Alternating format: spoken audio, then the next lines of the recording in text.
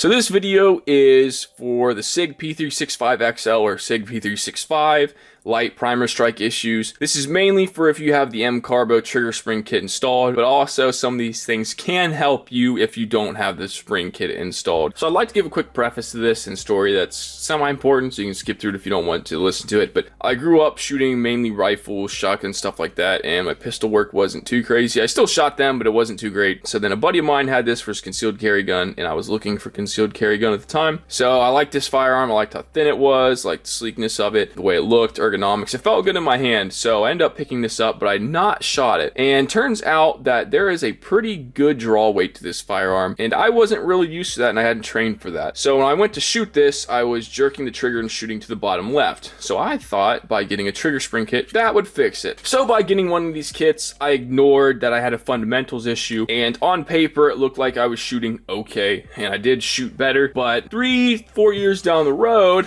I really started getting light primer strikes. I would say about 2 years in, I started getting some, but then 3-4 years later, I was getting roughly 2, 3, 4 max each magazine when I was shooting this. And I was using the recommended ammo by M Carbo, so I was not sure what was going on. Some people though do have issues with it right after install. I did not have that, fortunately. I actually didn't have any light primer strike issues before. So I'll give you some fixes for this real quick. Hopefully this helps you. It's just a general video I think should be out there because there wasn't a whole lot of concise information on this. Before you do any type of work on your firearm, I really suggest that you train first and put some rounds through it so you can actually get your fundamentals pretty sound. First, make sure you're using decent ammo. Junk ammo can have hard primers, so that could be the cause of this, but I was using the recommended ammo for this gun and for the trigger spring kit.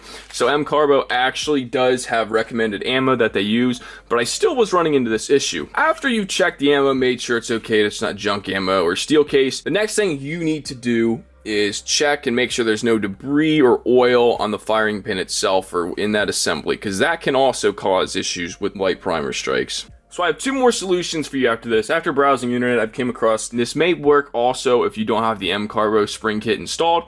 So some people run into issues. They say that the actual firing pin has worn down. Others will say that the actual striker cups here, it's kind of hard to see. They're too long and it actually prevents and cause protrusion issues. Basically what you can do is remove this, and then once you remove it, you can shave this down a little bit, just lay it flat on sandpaper. Once again, it's this black part. I would go in very little increments just because there's not a whole lot that you need to take off. Try and see if that works. I myself did this in combination with the second method. Make sure you fire it and test it, because especially if you're like me and you're using this as your concealed carry weapon, you want this thing to work. You do not want it to be hitting light primer strikes. So my next and my last suggestion for you, if you've already shaved this down and you're still having issues, if you kept the stock spring, the stock striker spring from the original OEM firearm, or you can always just buy one from the internet again, you could try swapping that back out. I will say I did a combination of both because I didn't want to take any risks. So I shaved down a little bit of like the striker cups, and then I also put the stock striker spring back, and I have not ran into this issue anymore. So at the range, I've been able to fire this thing just fine and have not ran into any light primer strike issues. I would also like to reiterate, every change you make on this, I would test just to see if that fixes it. Test this with range ammo, test this with self-defense ammo, because if you're trusting this firearm with your life, and any firearm with your life, you should make sure it actually shoots.